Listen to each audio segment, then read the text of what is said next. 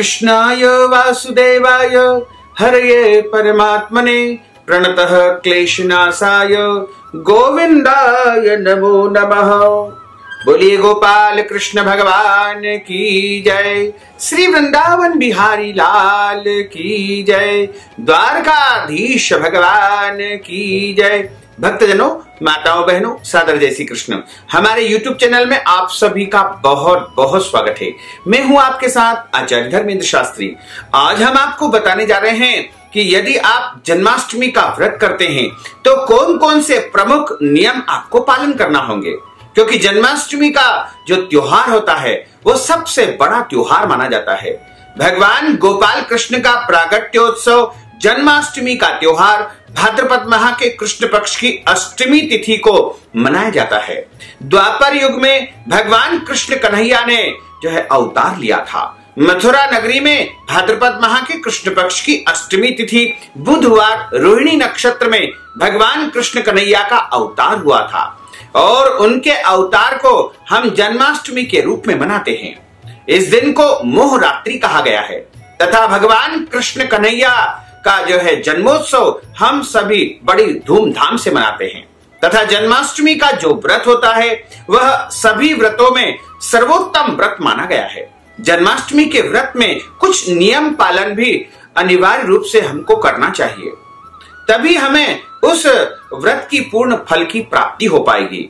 यदि हम जन्माष्टमी का व्रत करते हैं तो सबसे पहले हमको ये ध्यान रखना चाहिए कि व्रत के दिन आपको कौन कौन सी वस्तुओं का सेवन करना चाहिए तथा कौन कौन सी वस्तुओं का सेवन नहीं करना चाहिए तथा अपनी दिनचर्या को किस प्रकार से आपको रखना चाहिए, ये सब कुछ हम आपको इस वीडियो में बताएंगे। इस बार जन्माष्टमी को लेकर के कई लोगों के मन में भ्रम और संशय की स्थिति उत्पन्न हो गई है, क्योंकि कुछ पंचांगों में जन्माष्टमी 11 अगस्त को बताई है, वहीं कुछ पंचांगों में 12 अगस्त को जन्माष्टमी बताई है, वहीं कुछ पंचांगों में तो 13 अगस्त को भी जन्माष्टमी बताई है। लेकिन इस संदर्भ में हम आपको स्पष्ट कर दें कि जन्माष्टमी का जो महापर्व होता है भाद्रपद माह के कृष्ण पक्ष की अष्टमी तिथि को मनाया जाता है और इस बार अष्टमी तिथि का जो संयोग बन रहा है 11 अगस्त को सुबह 9:06 से अष्टमी तिथि प्रारंभ हो जाएगी, जो कि 12 अगस्त की सुबह 11:16 तक अष्टमी तिथि रहेगी। यानी सूर्योदय व्यापिनी अष्टमी यदि हम देखें तो 12 अगस्त को रहेगी तथा बुधवार का दिन भी 12 अगस्त को ही रहेगा। वहीं वृषभ राशि में उच्च राशि में चंद्रमा वो भी 12 अगस्त को ही रहेंगे। यानी 12 अगस्त को उदय व्यापिनी अष्टमी होने से 12 अगस्त को ही जन्माष्टमी का त्योहार मनाना चाहिए। वैसे तो कई भक्तजन 11 अगस्त को भी मनाएंगे और कुछ भक्तजन 13 अगस्त को भी मनाएंगे, लेकिन सभी को भगवान पूर्ण फल प्रदान करेंगे। सब दिन गोपाल के होते हैं, इसलिए आप निश्चिंत होकर के अपनी अपनी आस्था और परंपरा के अनुसार अपने देश में अपने प्रदेश में जिस प्रकार तिथि का निर्णय किया जाता है उसी प्रकार आपको मानना चाहिए। वैसे यदि आप वैष्णव धर्म से मानते हैं या हमारे मत के अनुसार यदि आप जन्माष्टमी मानना चाहते हैं तो आपको 12 अगस्त 2020 बुधवार के दिन ही जन्माष्टमी का महापर्व मनाना चाहिए तथा उसी दिन आपको व्रत करना चाहिए। और यदि आप 11 अगस्त को भी मानेंगे तो भी कोई दिक्कत नहीं है, आपको उसका भी पूर्ण फल प्राप्त होगा और 12 अगस्त को भी पूर्ण फल प्राप्त होगा और 13 अगस्त को भी यदि आप जन्माष्टमी मानते हैं तो भी आपको कृष्ण कन्हैया भरपूर आशीर्वाद प्रदान करेंगे। यदि आप जन्माष्टमी का व्रत करने जा रहे हैं तो सबसे पहले आपको ध्यान रखना होगा कि एक दिन पहले यानी जिस दिन आपको जन्माष्टमी का व्रत करना है उसके एक दिन पहले से ही आपको लहसुन, प्याज, मांस, मदिरा, अंडा और जो भी अभक्ष भक्षण का पूर्ण रूप से आपको त्याग करना चाहिए। यानी उस दिन पूर्णतः शाकाहारी और शुद्ध भोजन का आपको उपयोग करना होगा। आप उस दिन चाहें तो 2 समय भी भोजन कर सकते हैं, लेकिन प्रयास करें कि जन्माष्टमी के एक दिन पहले से ही आपको एक समय शुद्ध और सात्विक भोजन करना चाहिए तथा जिस दिन जन्माष्टमी का पर्व हो उसके एक दिन पहले तथा जन्माष्टमी के दिन पति पत्नी को ब्रह्मचर्य व्रत धारण करना चाहिए तथा जन्माष्टमी के दिन प्रातः काल सूर्योदय से पहले आपको उठ जाना चाहिए और उठ करके नित्य कर्म से निवृत्त होकर के आपको स्नान करना चाहिए। और स्नान करने के बाद आपको यह ध्यान रखना होगा कि जो आपके पहने हुए वस्त्र है उनको आपको स्पर्श नहीं करना है तथा जिन बिस्तर पर आप सोए थे उनको भी आपको स्पर्श नहीं करना है। और जो लोग स्नान नहीं किए होते हैं उनको भी आपको स्पर्श नहीं करना है, यानी पूर्ण शुद्ध अवस्था में आपको स्वच्छ वस्त्र धारण करना चाहिए। जन्माष्टमी का दिन बड़ा ही पावन और पवित्र दिन माना गया है तथा इस दिन भगवान को प्रिय लगने वाले पीतांबर यानी पीले रंग के वस्त्र या कैसरिया रंग के वस्त्र या लाल रंग के वस्त्र आपको धारण करना चाहिए। वैसे तो कोई भी रंग आप पहन सकते हैं, लेकिन कृष्ण कन्हैया को सबसे अधिक प्रिय यदि कोई रंग है तो वो पीतांबर है, कैसरिया है। इसके अलावा आपको जन्माष्टमी के दिन सुबह भगवान का, अपने देवी देवताओं का, अपने ठाकुर जी का नित्य पूजन करना होगा और उसके बाद भगवान सूर्य देव को आप जल चढ़ाइएगा तथा सूर्योदय होने के बाद आपको हाथ में जल लेकर के, तुलसी पत्र लेकर के तथा आप इस व्रत में अक्षत का यानी चावल का भी उपयोग कर सकते हैं। वैसे तो कृष्ण कन्हैया को चावल नहीं चढ़ाना है, लेकिन अक्षत आप संकल्प में उपयोग कर सकते हैं। तो आपको तुलसी पत्र, जल और अक्षत, यदि अक्षत नहीं भी लेना चाहे तो भी कोई दोष नहीं है, लेकिन तुलसी पत्र आपको इस संकल्प में अनिवार्य रूप से जो है रखना चाहिए। और जल, तुलसी पत्र रख करके आपको संकल्प करना चाहिए। 3 बार विष्णु विष्णु का उच्चारण करना है और उसके बाद आप बोलिएगा कि आज मैं भाद्रपद माह के कृष्ण पक्ष की अष्टमी तिथि को भगवान कृष्ण के जन्मोत्सव यानी जन्माष्टमी का व्रत करने जा रहा हूं या करने जा रही हूं। मेरा नाम यह है, मेरा गोत्र यह है। यदि आपकी कोई इच्छा है, आपकी कोई मनोकामना है, आपके मन में कोई भी जो है मुरादे हैं, तो आप उनको अवश्य बोल लीजिएगा। यदि भी नहीं भी बोलते हैं तो आप अपने मन में कहिए कि भगवान कृष्ण कन्हैया की प्रसन्नता के लिए आज मैं जन्माष्टमी का व्रत करने जा रहा हूं या करने जा रही हूं। इस प्रकार हाथ में संकल्प लेने के बाद, सब कुछ बोलने के बाद, अपना नाम, गोत्र बोलने के पश्चात यदि आपको अपना गोत्र याद नहीं है तो आप अपना सरनेम बोल सकते हैं। इस प्रकार संकल्प आपको पूरी तरह से बोल करके, जैसा भी आप बोलना चाहे, हिंदी में आप बोल सकते हैं, संस्कृत में आप बोल सकते हैं। संकल्प का अर्थ होता है प्रतिज्ञा करना या शपथ ग्रहण करना। संकल्प किसी भी व्रत में जो है उस व्रत को सिद्धि प्रदान करता है। इसलिए आपके मन में यदि कामना है तो भी आपको संकल्प करना चाहिए। और यदि आप निष्काम भाव से, यानी कोई भी आपकी इच्छा नहीं है और आप अपने जन्म जन्मांतर के पाप दोषों को नष्ट करना चाहते हैं, तो भी आपको संकल्प प्रभु को समर्पण करना चाहिए। और उसके बाद आपको पूरे दिन व्रत का पालन करना है। और ध्यान रखिएगा कि जन्माष्टमी के दिन ब्रह्म मुहूर्त से ही आपको सब कुछ जो है अन्न का परित्याग कर देना चाहिए। यानी इस व्रत में अन्न बिल्कुल नहीं खाया जाता है। आप ब्रह्म मुहूर्त यानी सुबह 4 बजे से ही आपको अन्न का परित्याग करना होगा। एक दिन पहले आप जो है भोजन कर सकते हैं, लेकिन आपको जन्माष्टमी के दिन सुबह 4 बजे से लेकर के जो है अन्न का परित्याग करना होगा और पूरे दिन आपको व्रत का पालन करना होगा।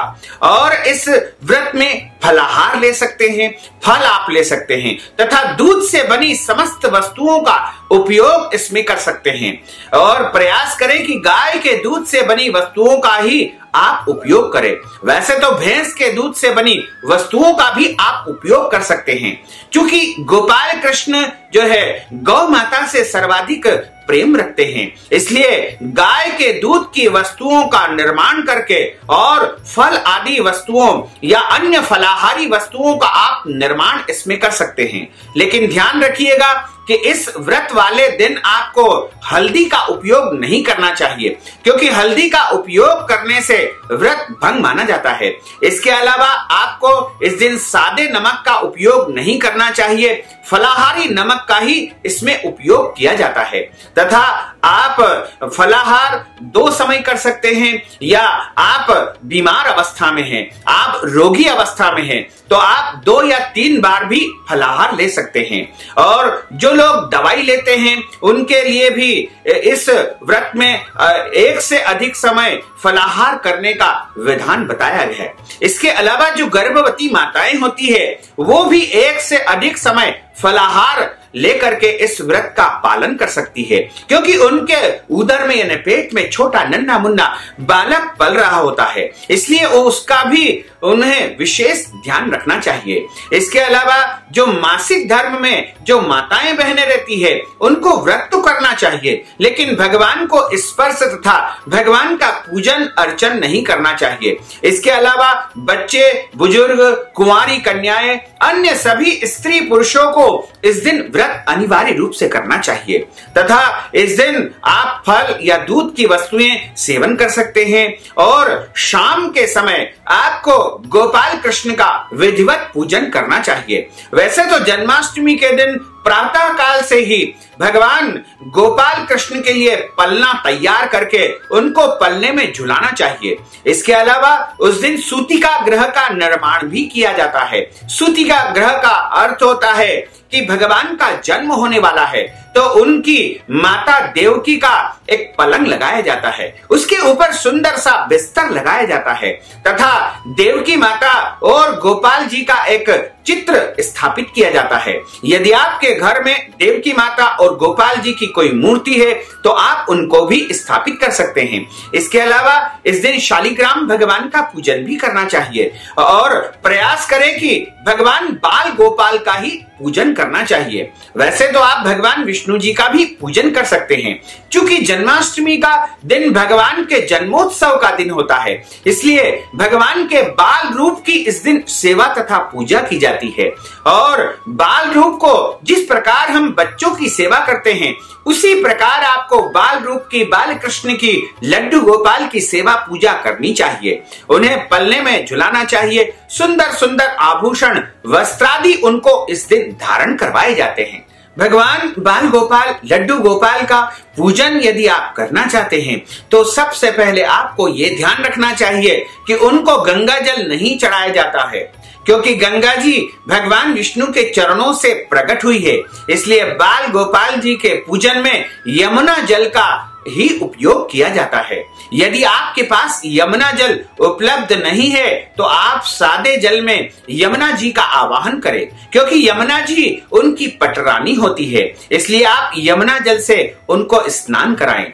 तो सबसे पहले भगवान लड्डू गोपाल जी यदि आपके घर में नहीं है तो आपको लड्डू गोपाल जी की छोटी सी मूर्ति लेकर के आना चाहिए, या ठाकुर जी की या कोई भी मूर्ति आपको लाना चाहिए। यदि नहीं ला सकते हैं तो आप गोपाल जी के चित्र का पूजन भी इस दिन कर सकते हैं। चित्र जी के पूजन का भी हमारे धर्म ग्रंथों में विधान बताया गया है। तो सबसे पहले गोपाल जी को 4 बार जल चढ़ाना चाहिए, और उसके बाद उनको पंचामृत से स्नान करवाया जाता है। पंचामृत का अर्थ होता है दूध, दही, शहद, शक्कर और घी। ये 5 चीजों से मिलकर के पंचामृत का निर्माण होता है, और कई लोग पंचामृत में गंगा जल भी डाल देते हैं, लेकिन गोपाल जी की पूजा का जो पंचामृत आप तैयार करते हैं उसमें गंगा जल नहीं डालना चाहिए, और इसमें आप चाहें तो तुलसी पत्र डाल दीजिए और पंचमेवा भी आप इसमें डाल सकते हैं। तो इन 5 चीजों से मिलकर के पंचामृत तैयार होता है, और पंचामृत में जो दूध उपयोग होता है वो कच्चा दूध होना चाहिए, उबला हुआ दूध नहीं होना चाहिए। इसके अलावा जिस दही का आप इसमें उपयोग करते हैं वो भी गाय के दूध का दही होना चाहिए, और गाय का दूध ही इसमें उपयोग करना चाहिए। तो दूध, दही, शहद, शक्कर और घी, ये 5 चीजों से मिलकर के जो निर्माण होता है उसे पंचामृत कहा जाता है। प्रयास करें कि गाय का घी ही इसमें आप उपयोग करें और इन 5 चीजों से आप एक साथ भी स्नान करवा सकते हैं, जिसे पंचामृत स्नान कहा जाएगा।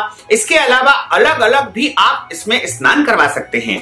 तो यदि आप अलग अलग स्नान कराना चाह रहे हैं तो सबसे पहले दूध से भगवान को स्नान करवाना चाहिए। उसके बाद भगवान गोपाल जी को शुद्ध जल चढ़ाना चाहिए। उसके पश्चात गोपाल जी को दही से स्नान करवाना चाहिए और उसके बाद गोपाल जी को घी से स्नान करवाना चाहिए। फिर शुद्ध जल से स्नान करवाना होगा और उसके बाद गोपाल जी को शहद से स्नान करवाना होगा और उसके बाद पुनः आपको शुद्ध जल से उनको स्नान करवाना चाहिए।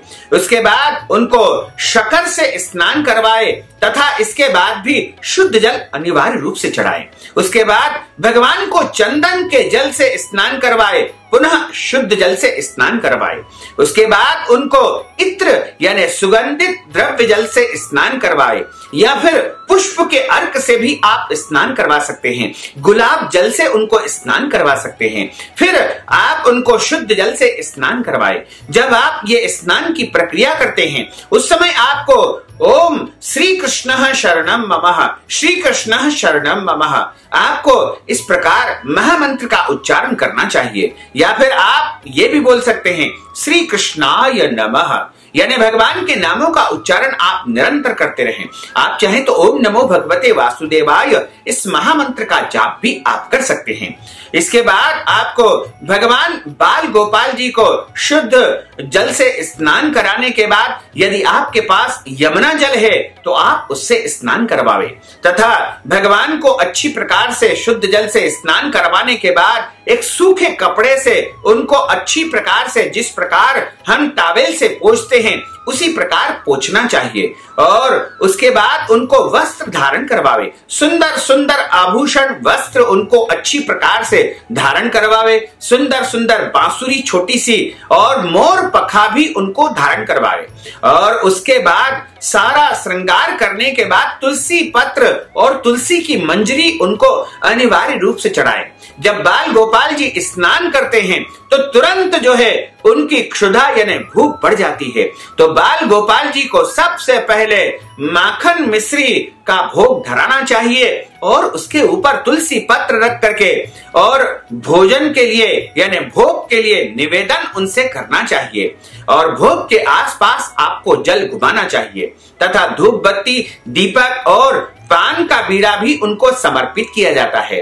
ये सारी वस्तुएं समर्पण करने के बाद भगवान गोपाल जी के सामने फल रखे तथा श्रीफल रखे और उनकी आरती उतारे और इस प्रकार भगवान से क्षमा प्रार्थना करें कि हे गोपाल जी, हमने आपका पूजन अर्चन किया है, हमारी इस पूजा में कोई त्रुटि हो गई हो तो आप क्षमा कर दीजिएगा। इस प्रकार आपको प्रातःकालीन वेला में एक बार गोपाल जी का पूजन करना चाहिए। उसके बाद रात्रि में, चूंकि भगवान गोपाल जी का जन्म भाद्रपद माह के कृष्ण पक्ष की अष्टमी तिथि की मध्य रात्रि ठीक 12 बजे हुआ है, इसलिए आपको ठीक 12 बजे के पहले पहले उनको स्नान करवा करके और उनको खीरा यानी ककड़ी के माध्यम से उनका जन्म करवाना चाहिए। खीरा ककड़ी को एक प्रकार से गर्भ की संज्ञा दी गई है, इसलिए खीरा ककड़ी को जो है खोल करके और उसमें गोपाल जी को स्थापित करके और उससे ठीक 12 बजे उनको निकाल करके और पुनः उनको जैसे हमने विधि बताई है उसी प्रकार स्नान आदि कर्म करवा करके श्रृंगार करवा करके और उनकी आरती करना चाहिए।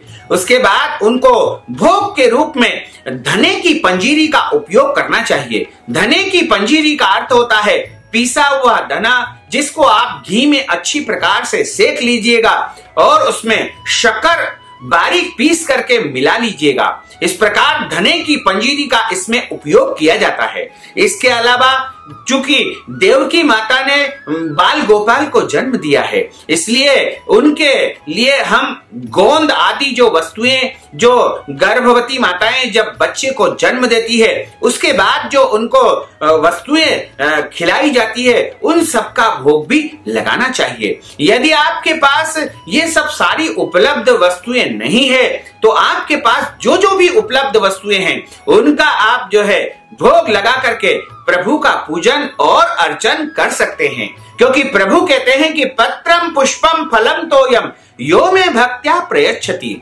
यदि भक्त मुझे पत्ते फल फूल जो भी श्रद्धा से अर्पण करेगा, मैं उसे अंगीकार कर लूंगा तथा उसे स्वीकार करके भक्तों को अभय वरदान प्रदान करूंगा। इसलिए आपके पास जो भी उपलब्ध है उससे आप भगवान का पूजन अर्चन जन्माष्टमी के महापर्व पर कर सकते हैं। तो आप यदि जन्माष्टमी के दिन दान पुण्य करना चाहते हैं तो आपको फल का दान करना चाहिए, वस्त्र का दान करना चाहिए, अन्न का दान भी आप कर सकते हैं, चावल का दान आप कर सकते हैं, गौ दान आप कर सकते हैं, भूमि दान कर सकते हैं। इसके अलावा गाय को हरी घास खिलाना चाहिए, क्योंकि गोपाल कृष्ण जी को गौ माता अत्यधिक प्रिय है। इसलिए जन्माष्टमी के दिन गौ माता का पूजन अर्चन करके उनको हरी घास खिलाना चाहिए, उनको रोटी खिलाना चाहिए और गौ माता का भी विधिवत अर्चन और पूजन इस दिन करना चाहिए। तथा तुलसी जी, चूंकि तुलसी जी जो है भगवान की पटरानी है और उन्हें वृंदा कहा गया है, इसलिए जन्माष्टमी के दिन भक्त जनों को तुलसी जी का पूजन भी करना चाहिए। तुलसी जी के पत्ते भी इस दिन आप तोड़ सकते हैं, कोई दोष नहीं है, लेकिन तुलसी जी का पूजन अर्चन इस दिन अनिवार्य रूप से आपको करना चाहिए। तथा जन्माष्टमी की कथा भी आपको सुनना चाहिए। जन्माष्टमी की कथा यदि संभव हो तो किसी ब्राह्मण के मुखार विंद से ही सुनना चाहिए। यदि आप ब्राह्मण के मुख से जन्माष्टमी की कथा सुनेंगे तो ही आपको कथा का संपूर्ण फल प्राप्त हो पाएगा। यदि आप किसी अन्य के मुखार विंद से जन्माष्टमी की कथा सुनेंगे तो पूर्ण फल आपको प्राप्त नहीं होगा। इसलिए प्रयास करें कि किसी भी ब्राह्मण के मुख से ही आपको जन्माष्टमी की कथा सुनना चाहिए। हम आपके लिए जन्माष्टमी की कथा प्रस्तुत करेंगे, आप जरूर सुनिएगा।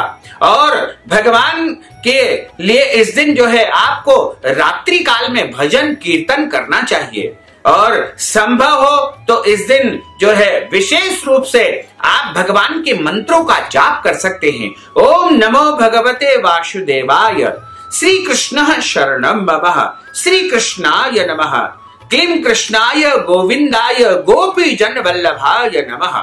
या अन्य कोई भी भगवान के मंत्रों का जाप इस रात्रि में कर सकते हैं। इस रात्रि को सिद्धिदायक रात्रि कहा गया है और जो भक्तजन इस रात्रि में भगवान का पूजन अर्चन करते हैं या मंत्र जाप करते हैं, सिद्धि साधना करते हैं, उनको परम सिद्धि प्राप्त हो जाती है और भगवान की अद्भुत कृपा उनके जीवन पर बरसती है तथा उनके घर में परिवार में सुख आता है, समृद्धि आती है, शांति आती है।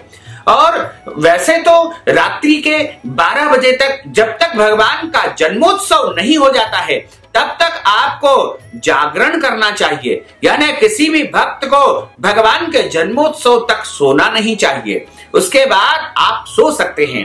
और कई भक्तजन भगवान के जन्म के बाद में अन्न ग्रहण कर लेते हैं, भोजन कर लेते हैं, सब्जी पूरी खा लेते हैं, दाल रोटी खा लेते हैं या अन्य जो है अन्न का सेवन कर लेते हैं। यह बिल्कुल गलत है। आप बिल्कुल ऐसा मत करिएगा। यदि ऐसा आप करेंगे तो आपका व्रत भंग माना जाएगा। आप चाहें तो रात्रि में फलाहार कर सकते हैं, जन्म के बाद भी आप फलाहार ले सकते हैं। भगवान को भोग लगाकर ही आपको फलाहार का ग्रहण करना चाहिए और अन्न का सेवन बिल्कुल भी रात्रि में आपको नहीं करना है। यानी यदि आपने जन्माष्टमी के व्रत का संकल्प धारण किया है तो आपको अगले दिन सुबह यानी सूर्योदय होने के बाद ही इस व्रत को खोलना चाहिए या व्रत का पारणा करना चाहिए। रात्रि में कदापि व्रत नहीं खोलना चाहिए या व्रत का पारणा नहीं करना चाहिए, क्योंकि हमारी जो तिथि की परंपरा होती है वो सूर्योदय से ही होती है।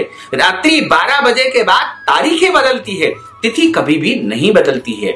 इसलिए आपको ध्यान रखना होगा कि आप व्रत का पारणा जन्माष्टमी के अगले दिन सुबह जो है विधिवत स्नान करने के बाद ही करें। और जिस प्रकार एकादशी का पारणा किया जाता है उसी प्रकार आप सुबह जल्दी उठे, स्नान करें और स्नान करने के बाद आप अन्न से पारणा करें, फल से करें या कोई भी वस्तुओं से आप पारणा कर सकते हैं। तो इस प्रकार आप जन्माष्टमी का व्रत करेंगे तो निश्चित तौर से कृष्ण कन्हैया लाल का, गोपाल कृष्ण का भरपूर आशीर्वाद आपको प्राप्त हो सकेगा। नंद के आनंद भयो, जय कन्हैया लाल की, जय कन्हैया लाल की, जय यशोदा लाल की।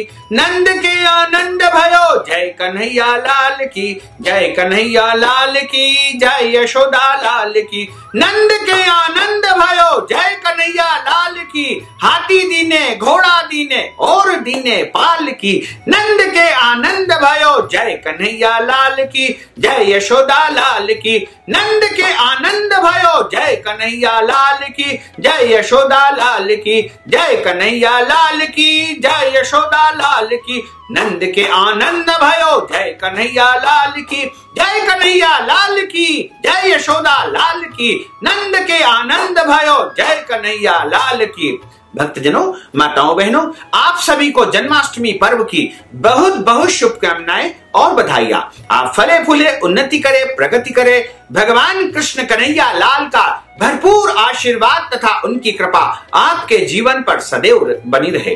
आप सुखी रहे, स्वस्थ रहे, व्यस्त रहे, मस्त रहे। आपके घर में सुख आए, संपत्ति आए और आपका परिवार सदैव उन्नति करे तथा प्रगति करे। भक्तजनों, माताओं बहनों, हमने जो ज्ञानवर्धक जानकारी आपको प्रदान की है उसको आप अधिक से अधिक लोगों को शेयर करिएगा, लाइक करिएगा, कमेंट करिएगा और यदि अभी तक आपने सब्सक्राइब नहीं किया तो अभी और इसी समय सब्सक्राइब अवश्य कर लीजिए। आपको और आपके पूरे परिवार को सादर जय श्री कृष्ण, सादर धन्यवाद।